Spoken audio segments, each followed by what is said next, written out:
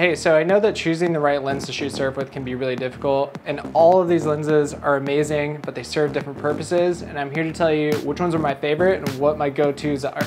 First off, if you're new here, my name is Connor Trimble. I'm a professional photographer and videographer based here in Honolulu, Hawaii.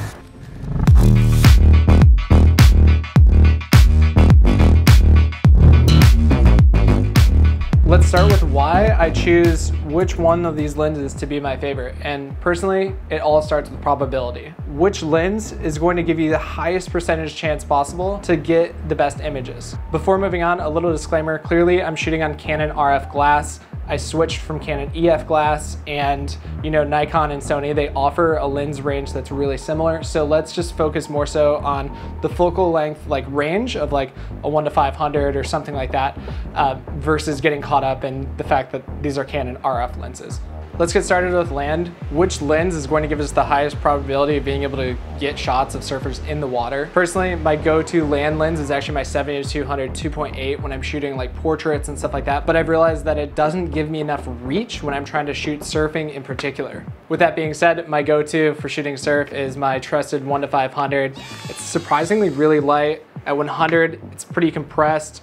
At 500, it does extend out a little bit. So that pipeline, for example, if I'm shooting people getting into the water, I'll be at 100 or around 150, and then boom, turn it between 300 and 400. I've got a perfect focal length for shooting the surfers in the water. Honestly, I really debated getting this lens for a long time because it is pretty expensive, it is pretty niche, but if you're shooting a lot of surf, I would say that this distance of a 1:400 or 1:500 is absolutely perfect. You should definitely get on these lenses. One thing to note is that I do have the 2x extender, but I don't really use it because you're zoomed in, all of your shakes are magnified and so much more extreme, and I just kind of hate that with video. For photo, it's fun, it's really niche, but if you're debating getting the 2x extender, I would say pass on it until you know that you absolutely need it. Try and borrow it from a friend or rent it. So in the water, my go-to lens is actually the 24-105 f4.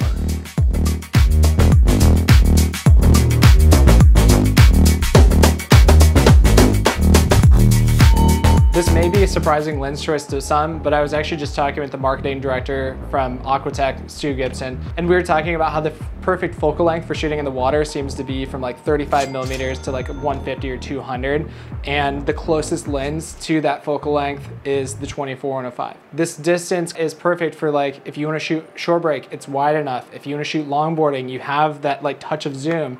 Pipeline, that extra little zoom at the end is perfect, but you can also shoot it wide when the waves are swinging. Waimea Bay, same thing.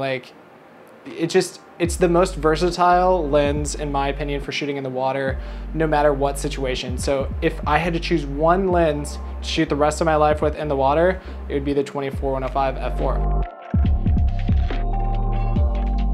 You may be wondering why I didn't choose the 24-70 2.8 over the 24-105 f4. Over the past year, I've pretty much exclusively been using the 24-70 2.8, and I just found myself not really needing that 2.8 for that extra little bit of light, because I'm usually shooting at a maximum sharpness on my lenses anywhere in a middle focal range of a f7.1 to f8, something like that. So I didn't really need that extra light because a lot of times I'm shooting outdoors with plenty of light, even at sunset.